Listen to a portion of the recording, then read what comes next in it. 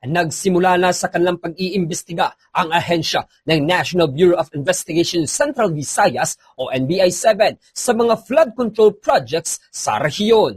Ito ang isinaysay ni NBI-7 Regional Director Attorney Renan Agustos Oliva kung saan noong Martes, Setyembre 23 ay nagbusisi ang kanilang mga ahente sa mga flood control structures sa Barangay Bonbon, Cebu City kung saan napag-alamang hinati-hati ito sa 3 phases na itinurn over pa ng kontraktor kahit hindi pa ito tapos. Ikalawang nironda nila ang proyekto sa Barangay Biasong sa Talisay City, Cebu. Ayon kang Oliva na sinusuri nila ngayon ang mga substandard projects at patungo pa lang sila kung saan mayroon bang mga ghost projects sa Central Visayas. Dagdag nito na nagsimula ang kanilang investigasyon matapos nagutos si Justice Secretary Jesus Crispin Boying Remulla sa pagtayo ng probe team upang imbestigahan ito kung saan binubuo ng mga prosecutors at ng NBI. Sa sandaling mayroon silang pruweba sa anomalya ng mga proyektong pang-infrastruktura ay agad silang dudulog sa Department of Justice upang may proseso ito.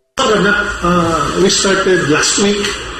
We went to projects identified sa south, sa north, itong Cebu District Office in investigating, as well as our other offices within the region, including our Bohol District Office o Dumaguete District Office. They have particular projects in their areas which are being verified. We received the order last week and we started the ball rolling after our Secretary of Justice created a task force on flood control composed of prosecutors and which the NBI is a part of.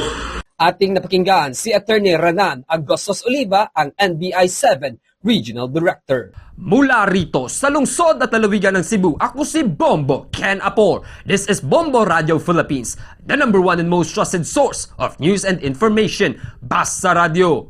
Bombo!